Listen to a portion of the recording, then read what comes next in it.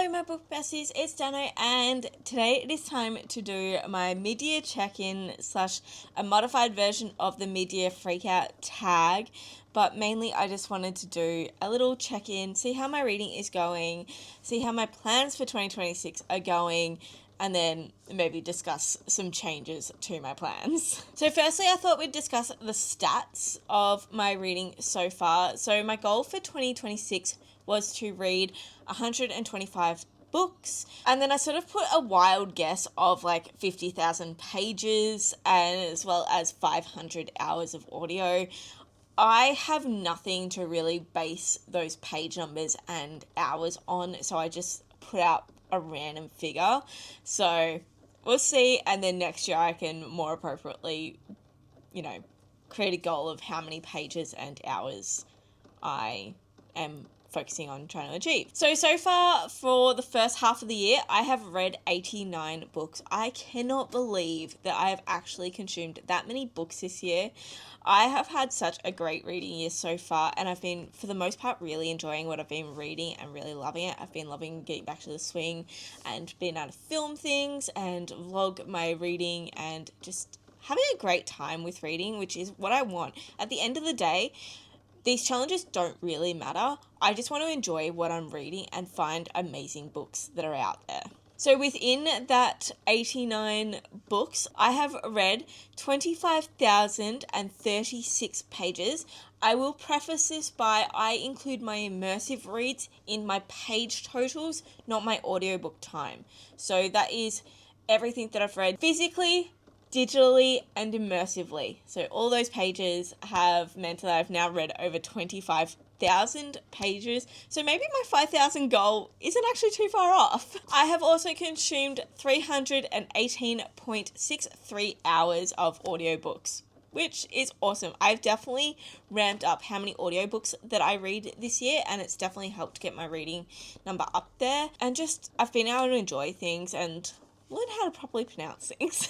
So let's break this down into some more niche categories. So the format that I've read these books, I have read 8 books physically, 9 books digitally, 38 books immersively. This is whether it be digital and audio or physical and audio. Maybe next year I'll actually break that down to splitting it, but at the moment they're combined. And then 34 books just audio. So I've definitely been enjoying my immersive reading when I have been using my eyeballs to read. I just find it so much more enjoyable than just sitting down and reading. And it also means I can continue on with the book while I'm driving to places and then pick it back up with my Kindle or the physical copy when I get to wherever I'm going, which I definitely think that has definitely helped read a lot more, but also make me enjoy it as well. Now, my series status. This one I am slightly ashamed about. And I think that this is going to definitely start a new vlogging series for me. Because, okay, let's go from better to worse. So the best news is I have finished 10 series this year so far. And that's not books that I have gotten up to date with. That is, the series is finished and I have read that final book. So I've completed 10 series. I have read 11 standalone books, so that's also a great thing. I have continued 29 series, which great, love that. But I have started 39. Yes, some of them might be a double up in what I've started, what I've continued, and what I've finished. So I do need to have a look at how many series I have outstanding, and I actually might do that quickly and then jump back in and tell you. So I kind of wish I didn't look that up. Out of all the ones I started so far this year, I've not finished any of those series. I finished one.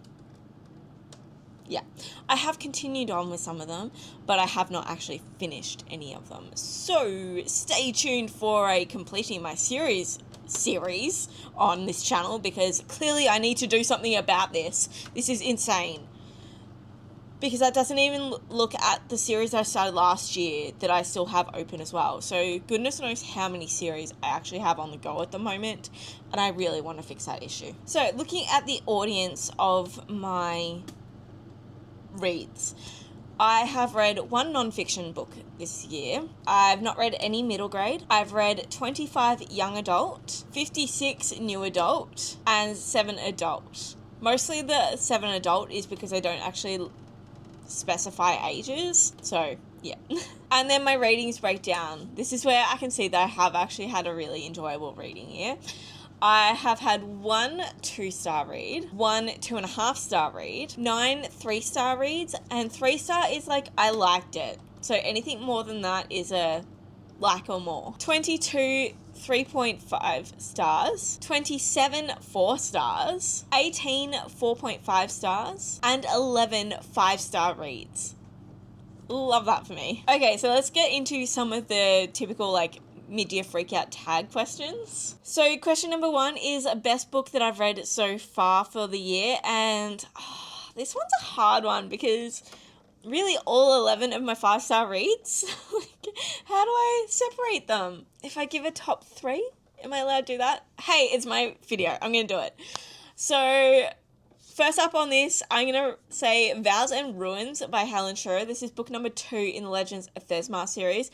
I really enjoyed book 1 and I absolutely enjoyed book 2. I was reading it during reading sprints and I was just having the best time, and I'm pretty sure I actually finished it in the sprints and just like had no words because I need to read book 3 ASAP. I'm waiting on my library hold to come in so that I can read it immersively, and yes, I just had such a fun time with those characters, getting back into that world, seeing where it was going, how the magic system was expanding and what was happening, and I love it. I absolutely love Helen Scherer's writing, and I cannot wait to get back into this world. Another one that I absolutely loved was Half City by Kate Golden. I was really skeptical with this one because it was getting so much buzz and so much hype, and it was sort of being called a Vampire Academy meets Buffy.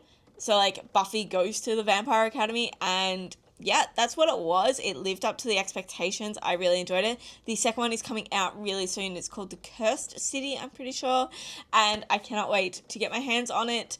I am trying to find it like so that I can own it. I was just hoping it would come out with a sprayed deluxe edition, so I'm sort of holding out to see if book number 2 gets some hype that they then do deluxe editions for 1 and 2. So that's why I've been holding off purchasing it, but I really do want to get my hands on it. And the other one that I really want to talk about, because I don't think it gets the hype anymore that it used to, is I reread The Queen of the Tearling by Erica Johansson. I loved this book back when it came out, and I really, really enjoyed it reading it again.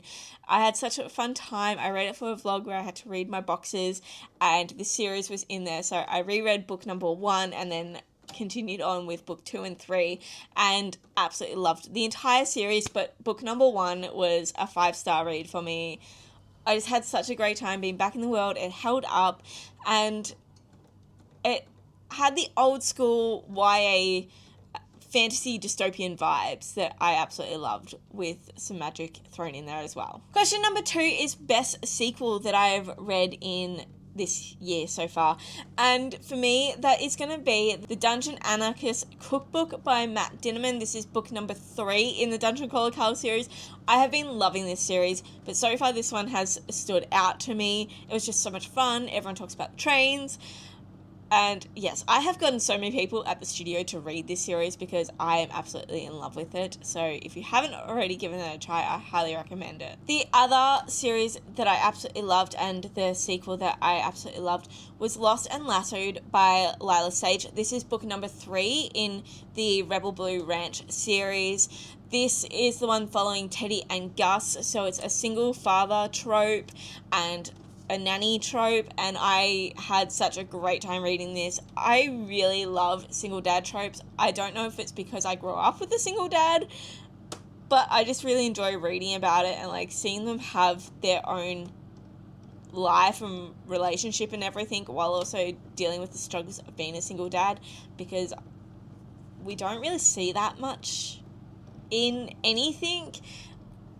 Like, we see the single mum portrayed a lot, and yes, how difficult it is for that, but we don't also see the flip of the single dad and how difficult it is for a single dad to do things. And yeah, so I really enjoyed it. I absolutely loved this entire series, but this one definitely stood out to me as being my favorite of all of them. Question number 3 is a new release that I have not read yet that I really want to get to, and I know this might shock some people that I haven't read Furybound yet.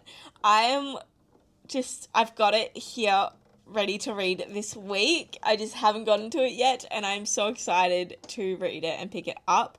I'm also really nervous. I've heard both sides loving it more than Diabound, but also people thinking it's not as good as Diabound, so I don't know where I'm going to fall. I was just sort of waiting for the hype to die down a little bit so that I could go into it with a fresh mind. And yes, I hope I do love it. I also do have the Fairy Loot edition coming, and I cannot wait. So excited. I think the Fairy Loot edition of Diabound is beautiful, and I cannot wait to actually see the Furybound version in my hands. Yes. The next question is the most anticipated book or new release for the second half of the year.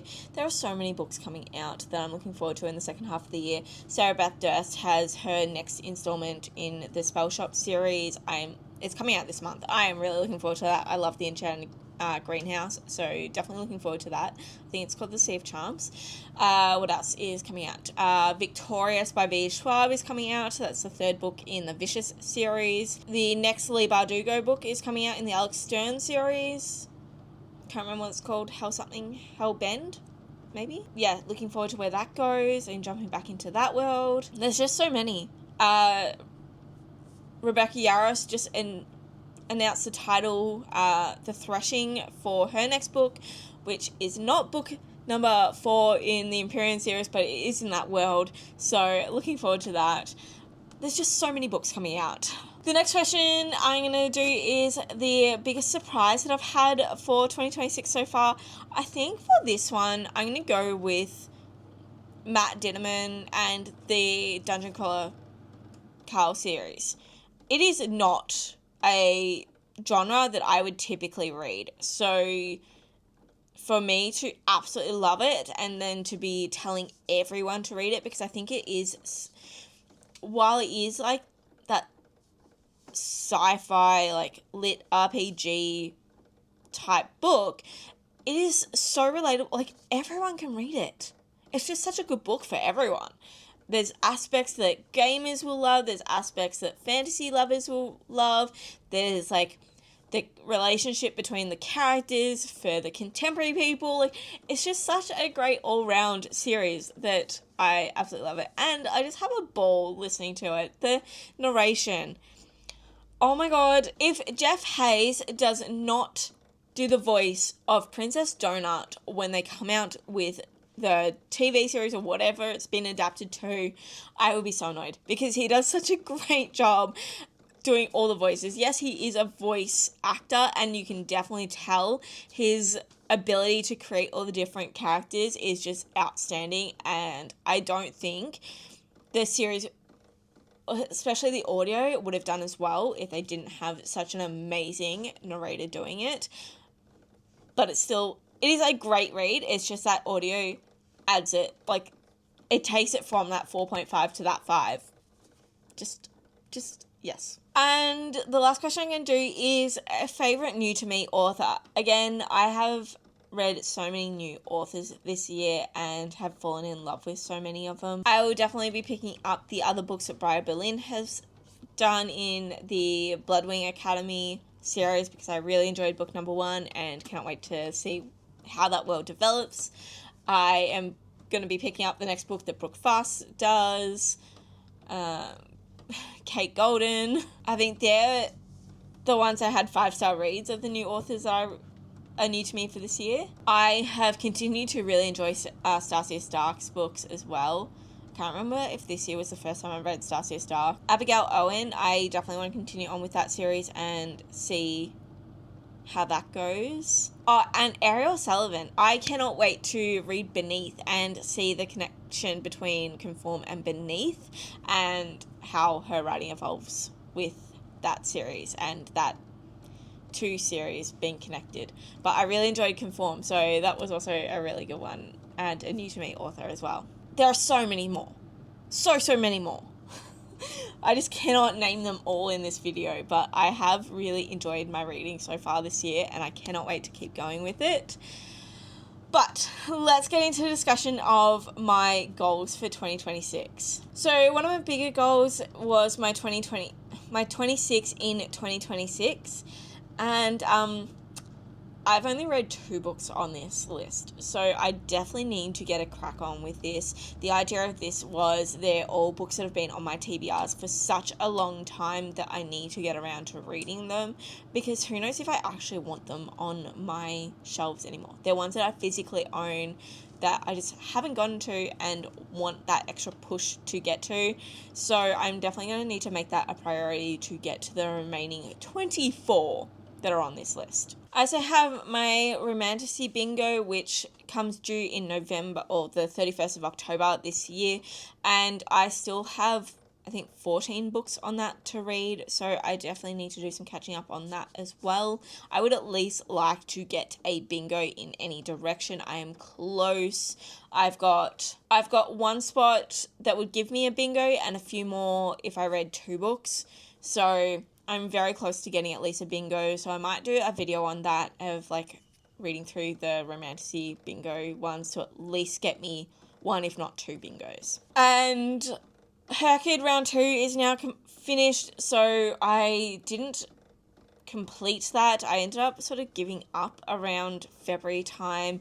It was just getting too hard with what the prompts were, and they weren't books that I was eager to read, so I've decided not to do Herkid round 3 because I want to focus on reading what's actually on my TBR and what I physically own on my TBR, as well as other books that really do interest me.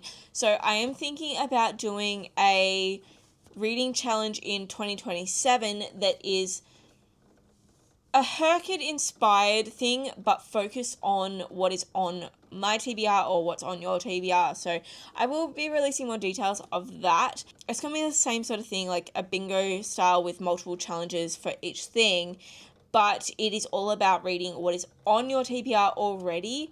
And if you don't have anything for that spot on your TBR, whether it's just your Goodreads TBR, or if you want to make it harder and just do like what you physically own, you then have to read 2 books instead. So yeah, and they're free choice too. So that's kind of been my plan. That will help knock down my physical TBR a lot, hopefully, because essentially I have to read everything from my TBR. I think they were my main things. So all in all, I've had a very enjoyable reading year so far, and I hope that the rest of 2026 is just as enjoyable. Let me know what your plans are for the second half of 2026, or what you're hoping to read, if there's any books that you haven't read so far that you really want to get to, or if you think that I should read a certain book that you know that I haven't read yet and think that I would absolutely enjoy. If you enjoyed this video, please give it a thumbs up, and yeah, subscribe if you're not already subscribed. I don't really know what else to say, but I'll see you all next time. Bye!